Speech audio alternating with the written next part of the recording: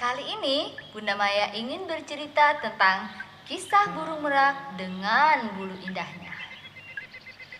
Suatu hari, di dalam hutan terdapat taman burung. Di sana terdapat warna-warni dari berbagai burung yang menghiasi taman tersebut.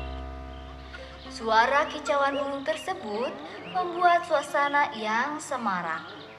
Karena itulah banyak sekali binatang yang ingin datang untuk berkunjung ke taman burung untuk bercengkrama dengan burung-burung tersebut.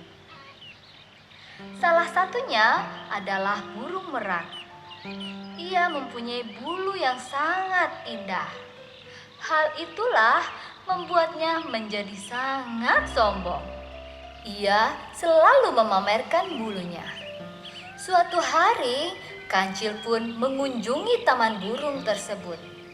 Tanpa sengaja, ia melihat burung merak yang sedang asik berjemur dan menggoyangkan-goyangkan bulu indahnya. Merak, bulumu sangat indah, Kata Kancil. Benar sekali, Kancil. Tidak ada satu burung pun yang memiliki keindahan buluku ini. Jawab merak dengan bangga. Merak, sebaiknya sekarang kau tidak berjemur lagi. Bulumu yang sangat indah itu dapat berubah menjadi kusam. Jawab Kancil. Kau pasti sangat iri karena ingin mempunyai tubuh yang berwarna-warni sepertiku ini. Aku masih ingin berjemur, jawab merak.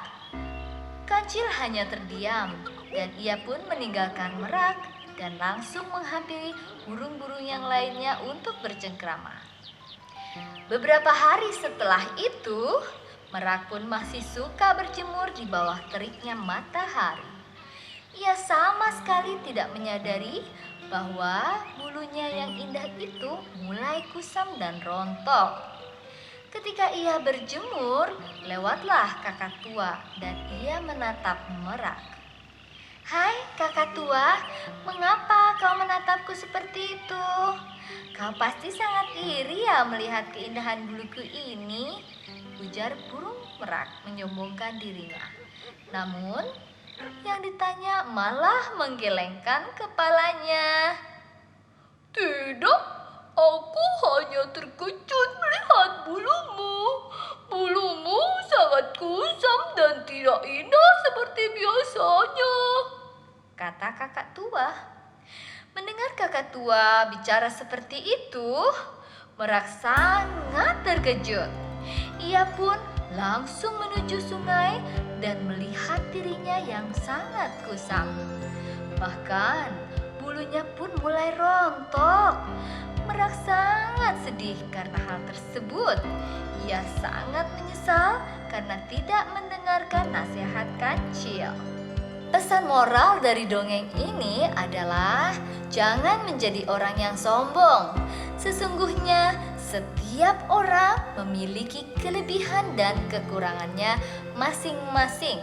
Selain itu, dengarkanlah nasihat dan pendapat orang lain, karena bisa jadi pendapat orang lain benar dan bermanfaat bagi kita.